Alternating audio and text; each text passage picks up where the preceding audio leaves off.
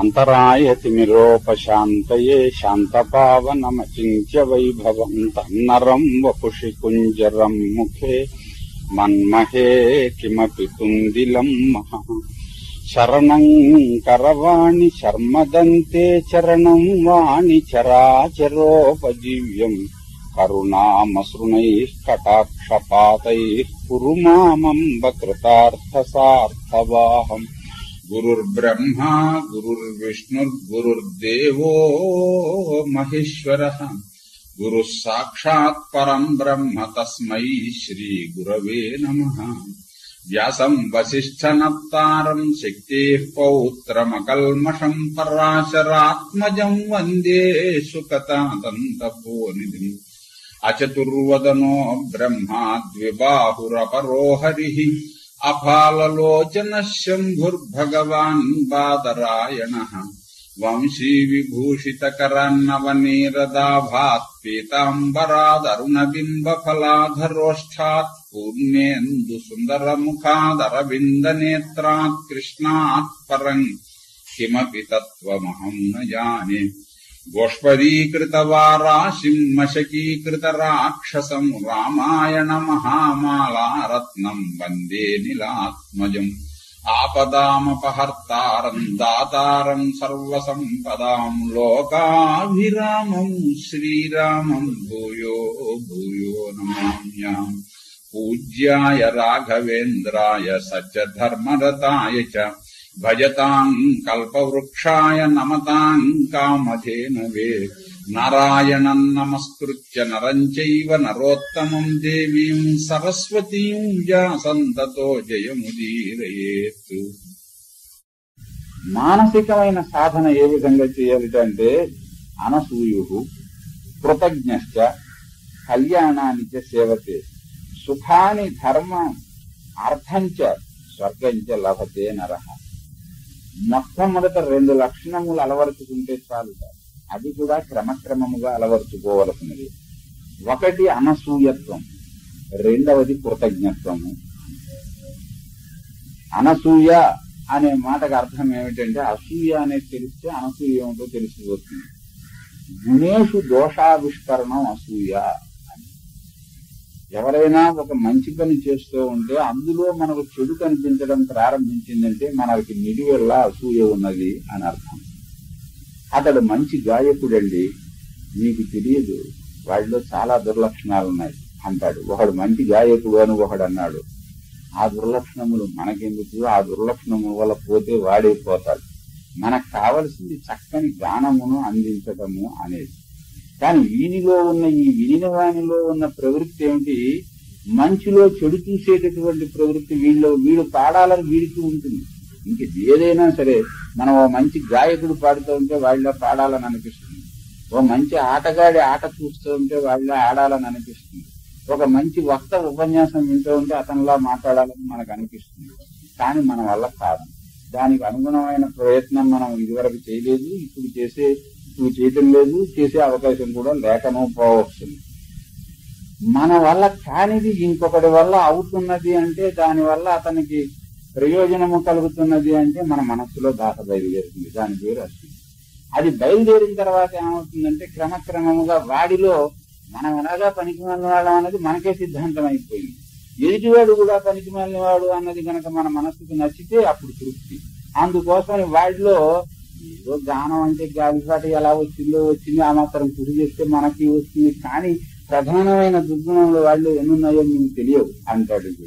ఆ దుర్గుణములు వీళ్ళలోనూ ఉన్నాయి. వీళ్ళలో ఉండడం సహజమైనటువంటిది, వాళ్ళలో ఉండడం మాత్రం అయోగ్యమైనటువంటిది అని అనిపిస్తుంది. అంచేతన మనిషి ఉత్తముడు కావడానికి ముందు ఉండవలసినటువంటిది ఈ అనసూయత్వము అన్నాడు. అంటే ఎదుటి వానిలో మంచిని మంచిగా చూడటం అనే ఒక లక్షణం కనుక ఇతడు అలవరుచుకుంటే ఈ ఆధ్యాత్మిక సాధనంలో అదే తపస్సు, అదే ఏదైనా అవుతుంది. రెండవది కృతజ్ఞత. నిన్న మనం వివరముగా చెప్పుకున్నాం. సీతాదేవి రాముడు కృతజ్ఞుడు, నన్ను లంక నుంచి విడిపించడానికి ఎందుకు ప్రయత్నం చేయడం లేదు అని ఆంజనేయుడిని అడిగింది అని. మీకు ఎక్కడ చూసినా సరే దానికి మించినటువంటి సుగుణము మరి ఒకటి లేదు.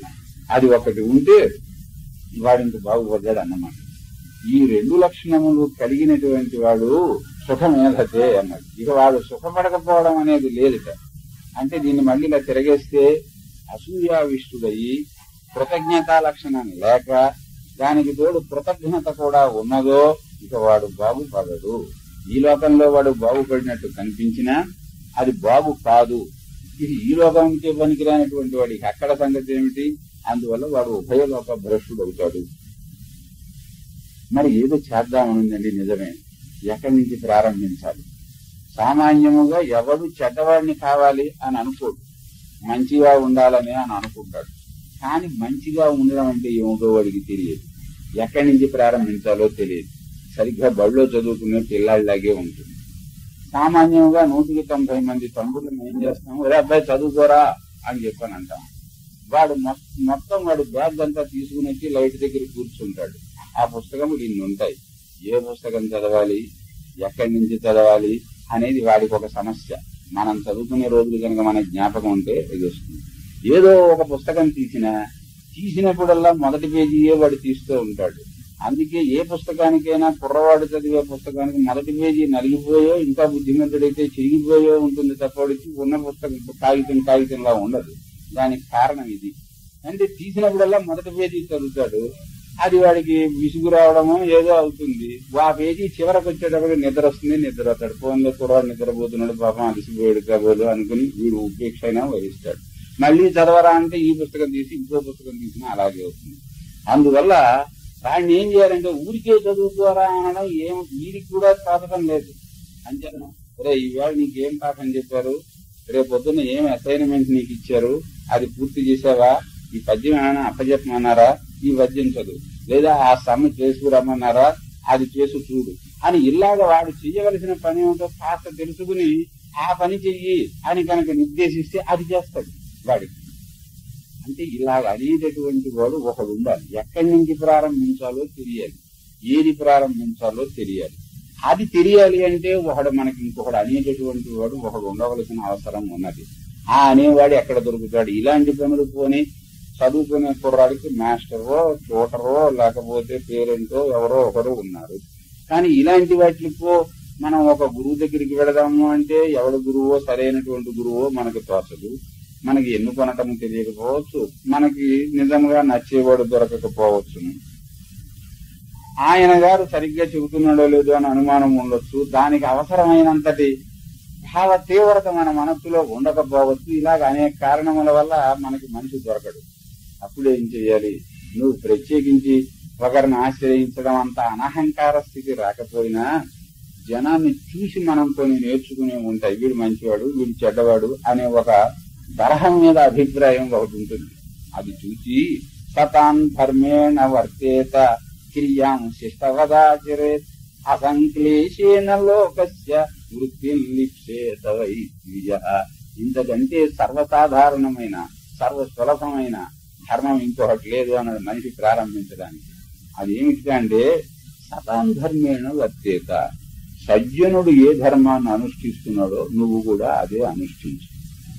ఒక గాంధీ మహాత్ముడు చెబితే లాఠీలు తినడానికి, లాఠీ దెబ్బలు తినడానికి, ఆస్తులు విడిచిపెట్టడానికి, జైళ్లకు వెళ్ళటానికి కోటీశ్వరులు కూడా సందేహించలేదు. ఎందుచేతను? అతడు సజ్జనుడు అనే నమ్మకం కలిగింది. సతాన్ ధర్మేణ వర్తేత. ఆయన చెప్పే పని, ఆయన చేసేటటువంటి పని మనం చెయ్యాలి అని అందరికీ అనిపించింది. అలా చేసి తర్వాత క్రియాం శిష్టవద్ ఆచరేత్. ఆయన ధర్మం అనుకున్నది మనం ధర్మం అని అనుకున్నాము. దాన్ని ఎలాగ చెయ్యాలి అంటే ఆయన ఎలా చేస్తున్నాడో చెయ్యి నువ్వు కూడాను. ఇది సామాన్య విషయం దగ్గర నుంచి మహా విషయం దాకా కూడా ఇదే సూత్రం. మీకు కాలేజీల్లో పాఠశాలల్లో డ్రిల్ చెబుతారు పిల్లలకి. ఆ డ్రిల్ చెప్పేటప్పుడు ఏం చేస్తారంటే ఒక డెమాన్స్ట్రేటర్ ను ప్రత్యేకించి అక్కడ చెబుతాడు. 1 2 3 అంటూ ఉంటాడు. వీడు చేతులు చాపడం, పైకి ఎత్తడం, మళ్ళీ కిందకి పెట్టడం ఇలాగ చేస్తూ ఉంటాడు. వీడు ఎత్తి మీద నుంచి చేస్తూ ఉంటాడు. ఆటోమేటిక్ గా వాడిని చూసి మిగిలిన వాడు అలా చేసేస్తూ ఉంటారు. 1 అన్నప్పుడు చేతులు ఎత్తాలి, 2 అన్నప్పుడు కిందకి దింపాలి అని వీడి ఇంక ఉపన్యాసం చెప్పక్కర్లేదు దాని గురించి. ఆ పని వాడు చేసేస్తూ ఉంటే చూచి వాళ్ళు అదే విధంగా చేసేసేస్తూ ఉంటారు. అంత చేసేటటువంటి పనులేమో శిష్టులైనటువంటి వాళ్ళు ఏమి చేస్తున్నారో అది చూసి ఆ ప్రకారంగా నువ్వు చెయ్యి. ఏ ధర్మము మనం అవలంబించాలి అనేది సజ్జనులైనటువంటి వాళ్ళు ఏ ధర్మాన్ని అవలంబిస్తున్నారో ఆ ధర్మాన్ని అవలంబించు. మరి అయ్యా ఇంతదాకా చెప్పారు, బాగానే ఉంది. ఇవన్నీ చేస్తూ కూర్చుంటే వారిని చూసి ఆ ధర్మం, వీరిని చూసి ఈ ధర్మం ఇవి తెలుస్తూ ఉంటే మరి గోవా గడిచిన తర్వాత కదా మిగిలినది మరి సంపాదించుకోవడం కోసం ప్రయత్నం చెయ్యాలి కదా. అది ఎలా వస్తుంది మనకి? దానికి ఏం ప్రయత్నం చెయ్యాలి అని అంటే అసంక్లేశేన లోకస్య వృత్తిం లిప్సేత వై ద్విజ. లోకానికి నువ్వు అవలంబించినటువంటి వృత్తి ఇతరునికి బాధాకరమైనటువంటిది కాకూడదు. ఇతరునికి బాధాకరమైనది కాకూడదు అంటే మనం ఉద్యోగం చేస్తున్నాము అంటే మనం ఇంకొకటి ప్రమోషన్కి అడ్డం వచ్చాం, లేకపోతే ఇంకొక కొత్తవాడు ఉద్యోగంలో రావడానికి మనం ఉద్యోగం చేయడం వాడికి అడ్డం వచ్చింది, మరి మనం తప్పుకోవాలా? అలాగే తెగేదాకా మెట వేదాంతంతో తెంపవలసినటువంటి విషయం కాదు. నీ బతుకు కోసమని అన్యాయముగా ఇతరుని బాధించడం కోసం నువ్వు ప్రయత్నం చేయకు. అలాగే ఇతరుని బాధించి నువ్వు బాగుపడాలని అనుకోకుండా నువ్వు లోకయాత్ర చేయవలసినది. ఈ 3 విషయములు దృష్టిలో పెట్టుకుంటే ఇక మనిషి ఉత్తముడు కావటానికి సందేహం ఏమీ లేదు. తరువాత ఇంద్రియములను ఇంద్రియాణం నిరోధేన సత్యేన చ త్వమేన చ బ్రహ్మణ పదమాప్నోతి యత్పరం ద్విజ సత్తమా. ఇంకా ఆధ్యాత్మిక సాధనలో ప్రధానముగా కావలసినది ఏమిటంటే ఇంద్రియములను నిరోధించాలి. తరువాత సత్యమైన ప్రవర్తనము, సత్యమైన వాక్కు కలిగి ఉండాలి, సత్యమైన సంకల్పము కూడా. దమమన్నా ఇంద్రియ నిగ్రహమనే. ఈ దమముతోటి, సత్యముతోటి, ఇంద్రియ నిరోధముతోటి నువ్వు తరిస్తావు, పొమ్మన్నాడు, పరమాత్మను పొందుతావు అని ఇంకొక ఉపదేశం చేశాడు. ఇది ఒకటి మనకు ఎలా సాధ్యమైనది అని అనిపించవచ్చు. స్వస్తి ప్రజాభ్యః పరిపాలయంతాం న్యాయేన మార్గేణ మహీం మహీషా. గోబ్రాహ్మణేభ్యః శుభమస్తు నిత్యం. లోకాః సమస్తాః సుఖినో భవంతు.